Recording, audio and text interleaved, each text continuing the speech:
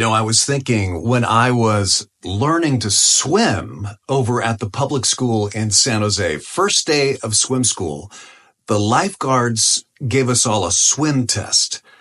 And then we got put into different ability groups. Now, the group names were not obvious, like good swimmers, mediocre swimmers, and swimmers so terrible they are apt to drown on dry land without a life preserver. Raising my hand.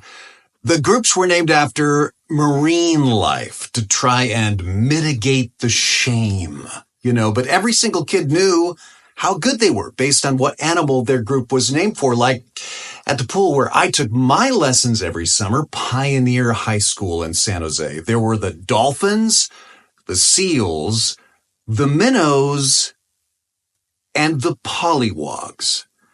Now, I know they were trying to just be non-judgmental and not say, you are advanced, you are remedial, but every single one of us wanted to be a dolphin, and I guarantee you not one single kid went home and told his parents, guess what? I'm a polliwog. I'm so proud.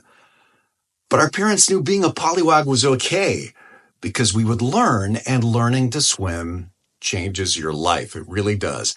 And not to brag, but I did become a dolphin. But here's why I bring this up. This weekend, we're going to talk about being disciples of Jesus.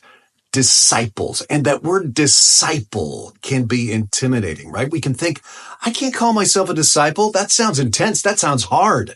I'm just a garden variety Christian. We can think of disciple like it means dolphin level, right?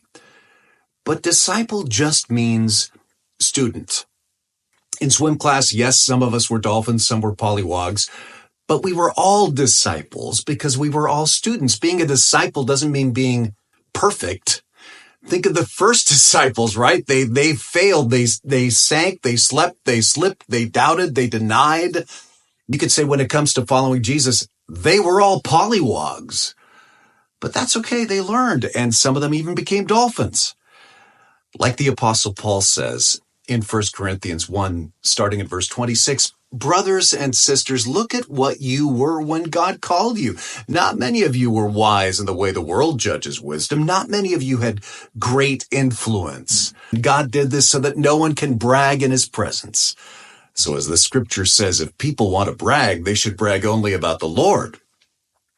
This fall, we will dive into the specific example of Simon Peter in our series, Flawed Follower. Talk about a polliwog at first. You can get more info at flawedfollower.com. But this weekend, we're going to dig into this same idea as we wrap up the Sermon on the Mount. How Jesus calls us to more than just religion. Jesus calls us to learn the Jesus way. And that's going to change your life even more than swim lessons, right? So I really hope you can join us Saturday, 6 p.m., Sunday, 9 and 11, tlc.org for directions to Twin Lakes Church. And it's going to be an amazing weekend. I want you to check this out. We're going to have Connect Expo. That's a little like Rush Week in college. You've said to yourself, I want to get more involved at church, but I don't know how. Well, come and meet the people who run dozens of ministries at TLC and find out. Plus, during communion in services, Trent Smith and Matt Mossy are going to do an amazing piano and violin instrumental. It's going to be so beautiful. Lisa Lushner is going to sing in all our services. So I will see you at church this weekend. Let's learn how to be disciples of Jesus, whether you are a dolphin or a polliwog.